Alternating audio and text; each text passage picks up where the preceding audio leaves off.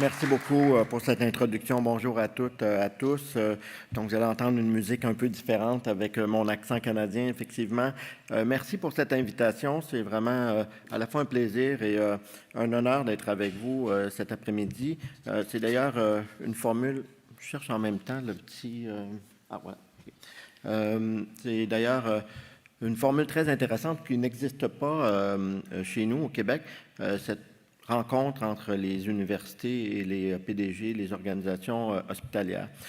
Ma première réaction quand on m'a demandé de parler de souveraineté, évidemment, c'est un sujet qui n'est pas nouveau au Québec, la souveraineté de la langue, la souveraineté de la culture. Et on assiste à une remontée récente de ce mouvement nationaliste au Québec. Et c'est un sujet extrêmement sensible pour lequel je ne vais pas m'attarder aujourd'hui. Autre sujet très sensible au Canada et au Québec, c'est le contexte très préoccupant actuellement de la politique américaine. Nous faisons face actuellement au Canada, au Québec, à un dur constat de notre dépendance face à l'économie américaine. Dépendance également au niveau de la défense. La question de la souveraineté politique du Canada a même été évoquée par le président. Et dépendance aussi, jusqu'à un certain point, du financement de la recherche dont le professeur Samuel a évoqué. Bien sûr, des défis financiers, mais aussi des opportunités, je pense. Par exemple, à l'Université de Montréal, dans les 5 dernières années, au cours de mon décanat, nous avons fait environ 80 recrutements de professeurs. Plus de la moitié sont des professeurs qui ont été recrutés à l'international. Et je dirais que depuis la situation politique très tendue que nous avons actuellement, nous avons beaucoup plus de demandes comme vous, probablement, et d'intérêt pour des Canadiens, des Européens ou des Américains qui sont en milieu américain actuellement et étant donné l'instabilité, souhaitent venir s'établir au Canada. Autre opportunité pour moi, c'est la possibilité de renforcer les liens entre le Canada, le Québec et l'Union européenne, la France en particulier, notamment pour les projets de collaboration, mais aussi pour le financement. Et troisième opportunité, je pense, c'est la diversification de notre financement de la recherche. Traditionnellement, nous avons les agences canadiennes, les agences québécoises. On a aussi accès au fonds NIH. On a dû trouver des financements alternatifs pour des laboratoires extrêmement performants, étant donné les coupes dans les subventions NIH. Donc, ça nous a obligés à aller davantage vers le volet philanthropique, qui est très fort dans les universités américaines, comme ça a été mentionné par le professeur Samuel, mais moins dans les universités canadiennes, mais surtout encore moins dans les universités québécoises. Donc, on a fait un effort supplémentaire avec nos donateurs, nos philanthropes, pour aller pallier à ce manque de financement du NIH.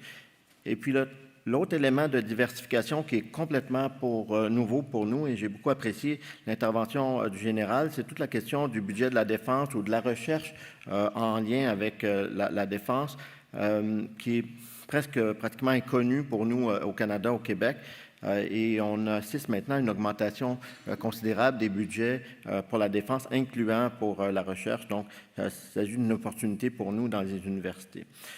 Moi, je pensais vous donner mes perspectives de doyen de la Faculté de médecine, mais aussi en tant que membre du conseil d'administration, vice-président de la CIDMEF, la Conférence internationale des doyens de médecine de langue française.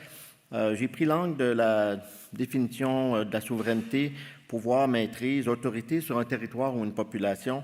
Dans un premier temps, je vous donnerai quelques éléments de contexte et je me permettrai une petite parenthèse sur les enjeux qui nous préoccupent particulièrement au Québec, au Canada.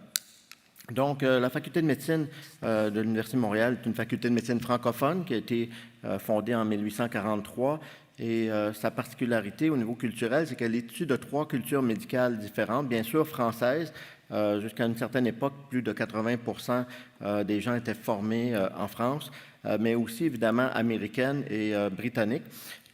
Et dans les éléments de mission, pour les universités québécoises, particulièrement l'Université de Montréal, bien sûr, nous avons le pilier enseignement et recherche qui sont très forts, mais le volet responsabilité sociale fait également partie de la mission importante des universités. Alors, les grands défis que nous avons actuellement, qui sont, je les ai séparés en deux, défis reliés à la pratique et défis reliés au volet académique. Nous avons évidemment une grande étendue du territoire. Nous avons un territoire par un facteur de 20 fois plus grand que le territoire de la France, mais une densité moindre par un facteur de 25 également. Donc, c'est vraiment un territoire qui est très peu habité, ce qui fait en sorte qu'on a une faible attractivité des régions qu'on dit éloignées, en particulier pour la médecine de première ligne. Et l'autre élément politique, c'est les privilèges accrus qu'on donne aux professionnels de la santé non médecins, donc les infirmières, pharmaciens, physiothérapeutes, qui nous obligent à revoir la façon dont on forme les médecins de demain. Au niveau académique, je résumerai cette diapo en disant que nous faisons face à des hausses de cohortes très importantes, plus de 40% d'augmentation des admissions en médecine au cours des 5 dernières années. Donc, ça représente une pression énorme pour les facultés de médecine québécoises, particulièrement pour nous à l'Université de Montréal, parce qu'on avait une approche très individualisée d'apprentissage par problème, avec des petits groupes de 8 à 10 étudiants. Donc, on a dû adapter la façon d'enseigner à des cohortes beaucoup plus grandes. Et on doit également enseigner des trajectoires de soins qu'on dit décloisonnées. Donc, je n'irai pas dans tous les détails, mais parmi les solutions pour faire face aux hausses de cohorte, on a revu complètement notre programme médecine et on a ce projet de clinique universitaire que je vais vous parler très brièvement. Et je vais vous parler également de délocalisation de la formation. Donc, comme j'ai mentionné, apprentissage par petits groupes, 8-10 étudiants, qu'on appelle aussi des classes inversées. Donc, les étudiants reçoivent la matière tout d'abord et ils ne viennent presque plus pour des cours magistraux. Ils viennent uniquement pour la résolution de problèmes en petits groupes. On a pu adapter cette méthode-là maintenant par des groupes de 48 étudiants qu'on appelle l'apprentissage par équipe. Et ça fait déjà 2 ans qu'on a mis en place ce nouveau curriculum et c'est très apprécié à la fois par les professeurs et les étudiants. Ça m'amène au volet innovation en pédagogie. C'est bien sûr, on parle beaucoup de recherche scientifique, maladies rares, génétique.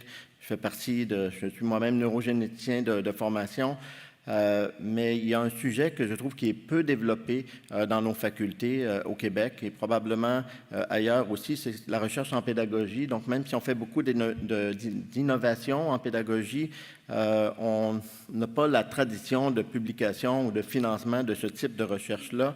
Et souvent, l'innovation se limite à la recherche d'une simple évaluation de programme. Donc, ça fait partie des choses que nous voulons mettre de l'avant, pour lesquelles on a mis l'emphase au cours des dernières années.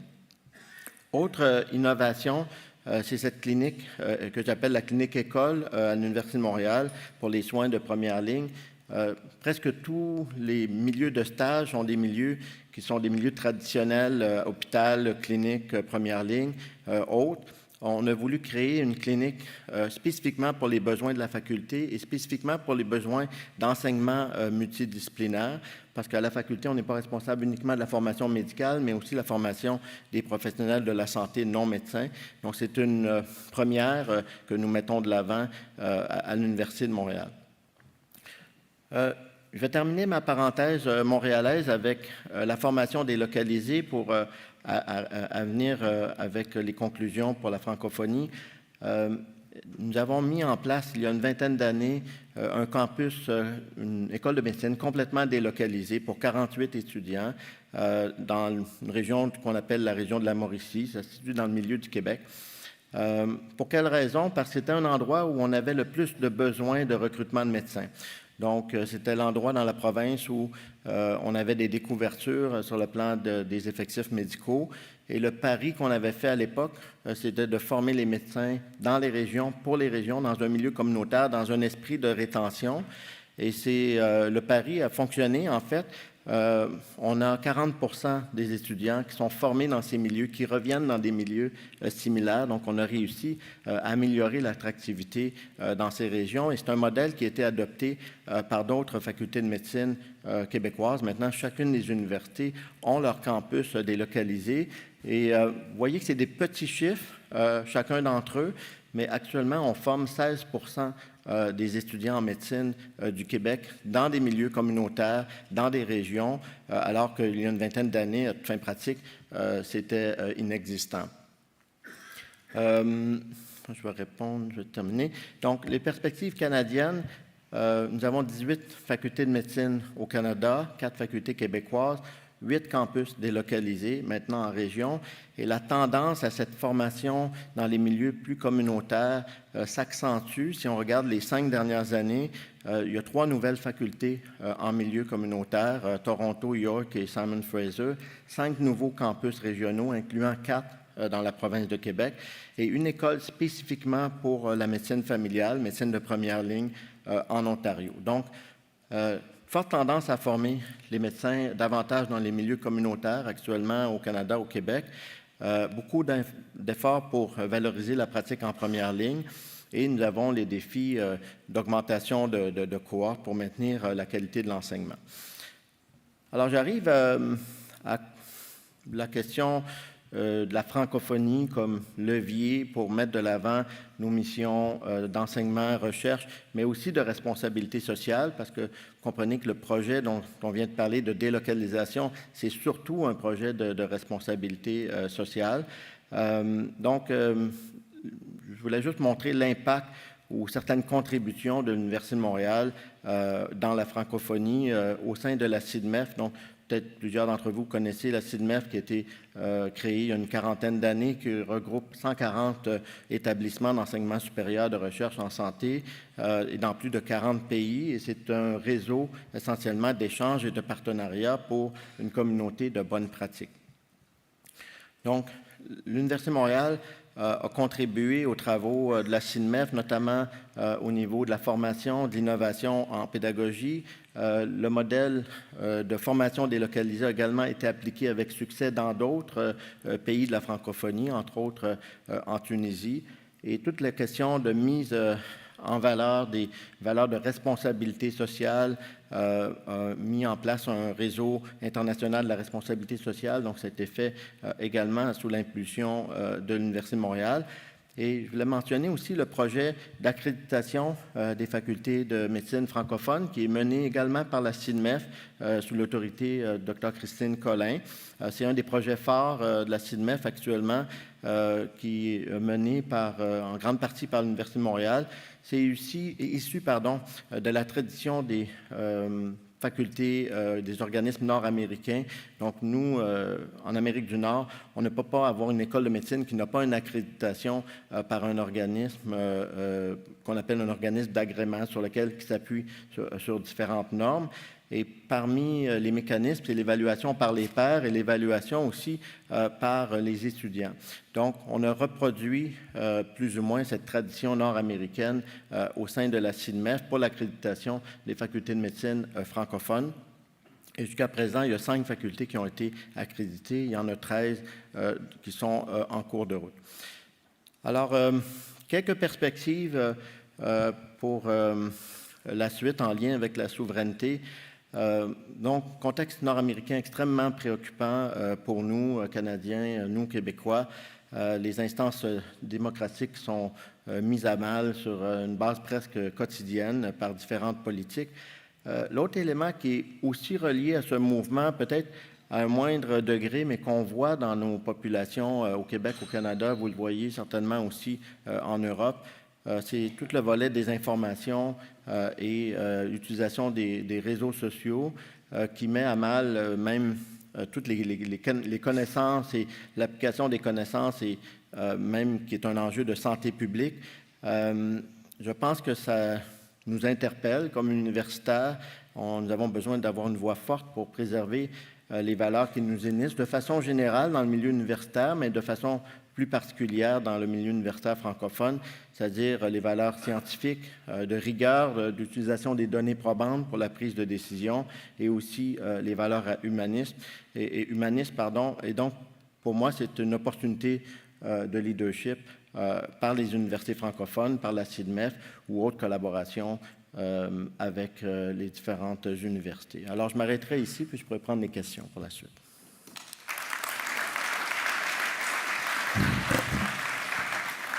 Merci beaucoup pour cette orientation très enrichissante. Pour nous, on apprend beaucoup.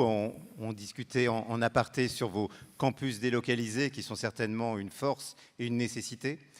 En termes de souveraineté, ces campus délocalisés vous permettent aussi de garder une certaine, non pas emprise, mais une certaine influence sur des territoires qui pourraient être éventuellement influencés par les États-Unis et les déviances qu'on voit actuellement?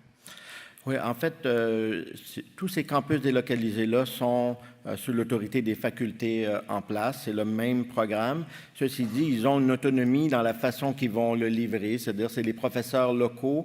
On a une façon un peu différente d'organiser les postes de professeurs, mais nous, on appelle les professeurs de clinique. Donc, ce n'est pas nécessairement des professeurs qui ont un poste, qu'on dit, régulier dans les universités. Donc, ils vont enseigner aux étudiants. Donc, c'est vraiment un projet par les régions, mais le programme comme tel, la responsabilité, l'agrément, tout le volet scientifique pédagogique est assuré par les universités en place. Très bien. Et bon, il y a toujours ce problème dans le monde entier, et c'est vrai que le problème du fait scientifique, de la rigueur, etc. Dans votre environnement, les réseaux sociaux, vous les contrôlez ou ils sont d'accès entièrement libre? Vous avez la possibilité dans vos formations en santé d'avoir des exigences? Je ne pense pas qu'on peut contrôler les réseaux sociaux. Si on pouvait, et je ne pense pas que c'est notre rôle non plus. Je pense qu'il faut comprendre cette façon de communiquer. Si on regarde mes enfants à moi, j'ai dû leur expliquer qu'est-ce que c'était un article éditorial. Pourtant, ils sont allés dans les bonnes écoles, je pense, dans les bons collèges, mais les jeunes ont une façon de communiquer différente de nous. Ils ont une façon d'aller chercher l'information différente de nous. Donc, je ne pense pas qu'il faut être contrôlé, mais je pense qu'il faut comprendre comment ça fonctionne et les utiliser pour mettre de l'avant nos valeurs et puis toute la question des données probantes, comme je mentionnais, des décisions basées sur les données probantes, mais c'est extrêmement difficile parce qu'on retrouve tout et son contraire dans ces types de plateformes-là, mais je pense que ça passe par une meilleure compréhension de ces nouvelles générations-là et de ces outils de communication-là. Donc une formation, une éducation critique, le sens critique, etc. Mais vous avez quand même des approches disciplinaires. Si un professeur d'une université canadienne commence à diffuser des informations comme on l'a connu dans notre pays, est-ce que vous avez des mesures qui vous permettent d'éviter cela? Oui, nous en avons. Je dois dire cependant que la question des libertés d'expression sont très fortes au Canada. Donc, on a des moyens disciplinaires, oui, via les ordres professionnels, mais au niveau de la liberté d'expression, c'est très protégé par les chartes. Merci. Merci beaucoup, Patrick, pour cette présentation. Alors, je savais, mais je ne savais pas tout, donc j'ai été très intéressée. Sur la souveraineté, j'y reviens pas. Tu as très bien exprimé cette situation particulière du Canada aux frontières avec les États-Unis et les enjeux, tu les as évoqués, donc je ne reviendrai pas là-dessus. Sur les aspects formation, quand tu parles de 16% des étudiants qui sont en milieu communautaire, tu parles d'étudiants tout le long de leurs études ou tu parles d'étudiants plutôt de troisième cycle, comme les nôtres, comme nos internes On parle de formation dès la première année de médecine. La seule chose qui, même dans notre cas à nous, pour le campus de Trois-Rivières, même la formation préalable, l'année préparatoire va se donner à l'université locale à Trois-Rivières. Mais on parle des 2 années précliniques, les 2 années d'externat. Et la résidence, là, ça peut être un peu plus variable, mais oui, nos étudiants vont... donc, c'est à tous les cycles, pour répondre simplement. Donc, en fait, quand vous les faites rentrer dans les études de médecine, d'emblée, ils peuvent être dans un campus régional. Tout à fait. Parce qu'ils l'ont choisi. Oui. Alors, ils l'ont choisi. Parce qu'ils l'ont choisi, oui. Et alors, il y a une question qui est chaude un petit peu en ce moment, qui est très d'actualité pour nous. Comment on rentre en médecine au Canada? Ça, par contre, je ne sais pas. Oui. Alors, les critères d'admission se sont beaucoup démocratisés. Je dois nuancer parce qu'ils ont choisi. Il faut dire que le nombre d'étudiants en médecine est décrété par l'État, donc c'est par ordre du Conseil des ministres. Donc, forcément, il y a un nombre limité de places. En toute transparence, c'est pas certaines personnes, ça va être leur premier choix, les campus délocalisés, d'autres pas. Mais à la fin, s'ils s'engagent à être formés dans un milieu délocalisé, ils doivent terminer leur formation. Pour la question des admissions, historiquement, on sélectionnait ce que j'appelle les athlètes de l'apprentissage, donc les meilleures notes. Nous, on appelle ça la cote R, c'est la cote qui est donnée par les cégeps. La plupart des universités, dont la nôtre maintenant, on met une cote minimale pour la note parce qu'on s'est rendu compte que les étudiants, les derniers rentrés dans les facultés, avaient les mêmes résultats aux examens finaux. Ils réussissaient aussi bien au concours pour la résidence. Donc, on met beaucoup l'emphase maintenant sur tout un système d'entrevues structurées qu'on appelle les MEM. On pourra en discuter plus en détail. Je ne suis pas un spécialiste de ça, mais ça n'a pas une très grande valeur prédictive positive, mais ça a une bonne valeur prédictive pour les étudiants qui pourraient avoir des enjeux, comportement, communication, intelligence émotionnelle, etc. Donc, la première étape, c'est les notes. La deuxième étape, pour nous, c'est les entrevues structurées. Très bien. Alors, il y a probablement des questions dans la salle. Je ne vois aucune main se lever. Oui, au premier rang.